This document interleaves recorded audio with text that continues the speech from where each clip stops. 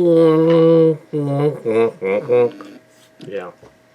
This is Kal Kat, the Kal Katster, and this is a review of the Galactic Barrier.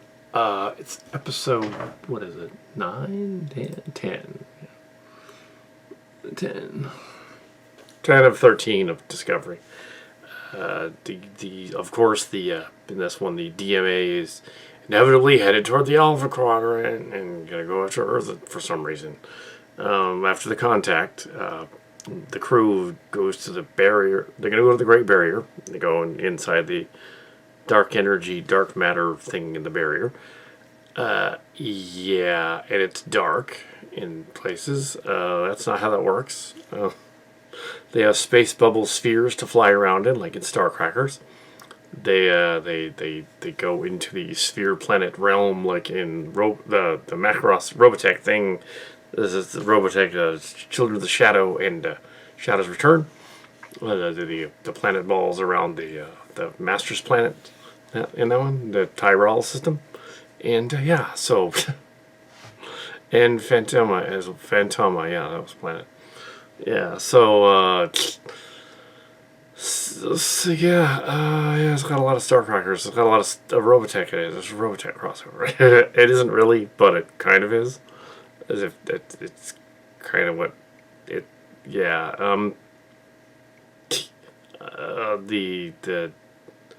The B story is that Booker and the smart dude go to an old Emerald Chain prison planet that's been wrecked, and we have flashbacks which are completely unnecessary to this alien friend of his that found a dimensional, that they were trapped enemy mine style inside a prison cell, and they had to figure a way out, and they had to figure out a way, and yeah, it's supposed to be like making false sympathy for this smart guy dude that isn't really sympathetic, but let's have him like have an alien friend. They implied the mirror universe earlier, but I think they forgot. Literally their own storyline and made up another one just because they're not in the mirror universe. So it would be a different universe. The new DMA thing is more powerful and moving there and whatever, and I think it still has something to do with Q. And Trek Core thinks it has something to do with Trek Yards thinks it has something to do with Trek Core as well, with the Omega particles and stuff. But I don't think it really looks like that. I think buckyballs are buckyballs. They don't necessarily. I don't think that's what they were thinking of. If they are, they just threw out a name that they. Yeah, no mega particles and quantum particles and whatever. Yeah, and the God particles, the Higgs boson. So that's different. Different thing.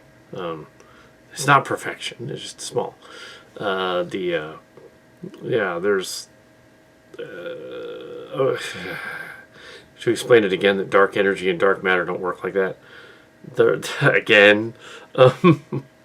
The barrier shots look cool, but it does look like something out of the Star Crackers. But yeah, they jump from space to space. They're on their way through.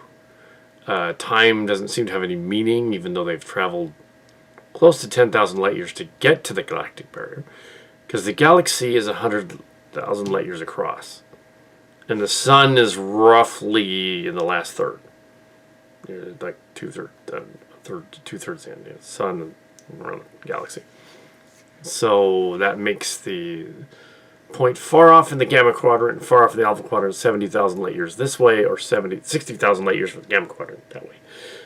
The other way, the whole galaxy is like, it would be Voyager's way over here, and then Gamma Quadrant's way over here. So on the other side of the rim of the galaxy. So going to the Galactic Barrier on our side would still be 10,000, 20,000 light years to get there. It should take them forever to get there. In the classic Star Trek episode Where No One Has Gone Before is referenced, of course. But it turned Gary Mitchell into a godlike entity, a Q-like entity. It was kind of a Q, yeah. But only mentally, and they were able to defeat him because physically he was still a humanoid. Yeah. So yeah, that's fine. Yeah, God Planet story idea.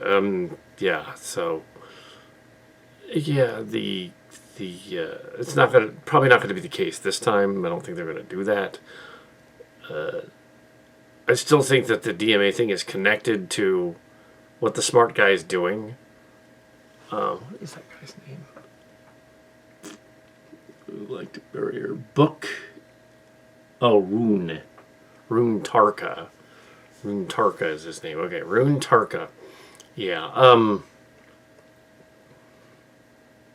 You think if it was a Mirror Universe guy, that one dude, Cronenberg dude, who's with the glasses would know, like that.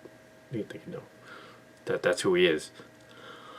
You'd think, yeah, unless somehow, even though they're all mad about the DMA and stuff, and they're feigning it anyway, that yeah, the passage of time doesn't make sense in the story. I guess you could argue, well, warp drive and spore drive doesn't make sense either. However, in the context of their own continuity, it should mean something that it would take them at least weeks to get to the Galactic Barrier, if not months. Yeah, the beginning of Voyager doesn't make sense. That the caretaker array pulled them through some sort of wormhole across the galaxy, and they couldn't just get back in the wormhole and come back.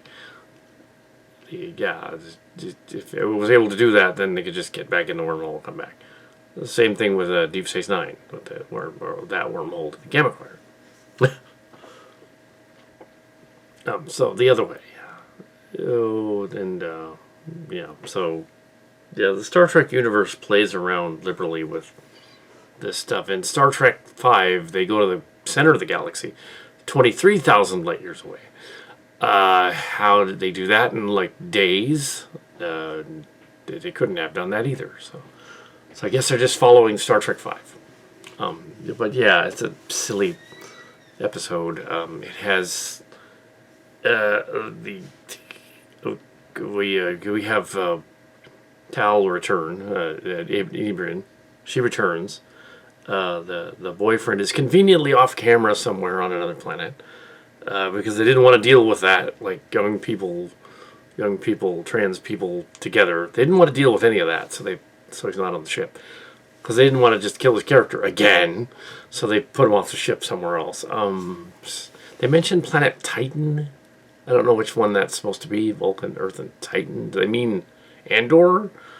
Because they don't mean the moon of Titan, do they? Because that's stupid. That's probably what they mean.